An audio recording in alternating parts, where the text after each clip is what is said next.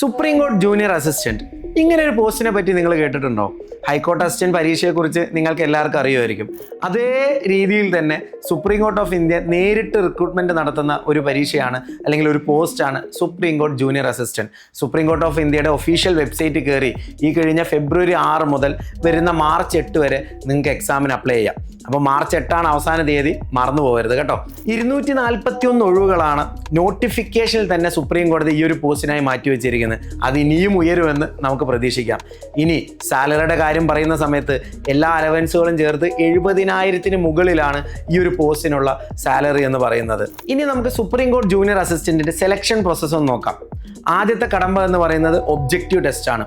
ഇവിടെ general English, aptitude, GK, അതിന് പുറമെ കമ്പ്യൂട്ടർ, ഇതെല്ലാം ചേർന്ന ഒരു 125 ചോദ്യങ്ങളാണ് നിങ്ങളുടെ മുന്നിലോട്ട് എത്തുക.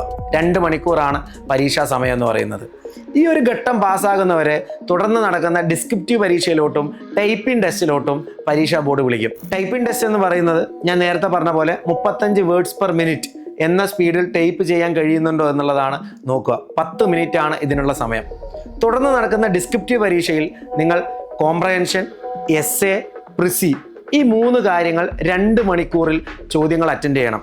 ഹൈക്കോർട്ട് അസിസ്റ്റന്റ് പരീക്ഷ അറ്റൻഡ് ചെയ്തവർക്ക് അവരുടെ പഴയ സിലബസ് ഇതുമായിട്ട് സെയിം ആണ് എന്ന് ഇപ്പോൾ മനസ്സിലായി കാണുമല്ലോ. അതായത് നിങ്ങൾക്ക് അതേ അറിവ് ഒന്ന് പൊടി തട്ടി എടുത്തു കഴിഞ്ഞാൽ നിങ്ങളുടെ ഇവിടുത്തെ ഡിസ്ക്രിപ്റ്റീവ് പരീക്ഷയുടെ പഠനവും കഴിഞ്ഞു. ഈ ഒരു ഘട്ടവും പാസ്സാകുന്നവരെ തുടർന്ന് നടക്കുന്ന ഇന്റർവ്യൂലോട്ട് വിളിക്കും. അപ്പോൾ ഇന്റർവ്യൂവിൻ്റെ മാർക്കോടെ ചേർത്തിട്ടായിരിക്കും ഫൈനൽ റാങ്ക് ലിസ്റ്റ് പ്രഖ്യാപിക്കുക. ഇനി ഈ എക്സാം എവിടെയാണ് നടക്കുന്നത് എന്ന് നമുക്ക് നോക്കാം. ഇന്ത്യയിൽ മൊത്തം 128 എക്സാം സെന്റർ ഉണ്ട്. അതിൽ കേരളത്തിൽ മാത്രം 7 എക്സാം സെന്ററുകളുണ്ട്. അതിൽ ഏതെങ്കിലും ഒന്ന് നിങ്ങൾക്ക് എക്സാമിനായിട്ട് ചൂസ് ചെയ്യാം. അപ്പോൾ സമയം അധികം കളയാനില്ല. ഞാൻ നേരത്തെ പറഞ്ഞ പോലെ മാർച്ച് 8 അവസാനത്തെ തീയതി. ഓരോ അവസരവും നിങ്ങളുടെ മുന്നിലുള്ള ഓരോ ജോലിയിലോട്ട് എത്താനുള്ള വഴിയാണെന്ന് മനസ്സിലാക്കുക. പ്രത്യേകിച്ച് ഹൈക്കോർട്ട് അസിസ്റ്റന്റിനൊക്കെ പ്രിപ്പയർ ചെയ്ത കുട്ടികൾക്ക് അതേ സിലബസിൽ നടക്കുന്ന വേറൊരു വലിയ എക്സാം എന്ന രീതിയിൽ തന്നെ ഇതിനെ കാണണം.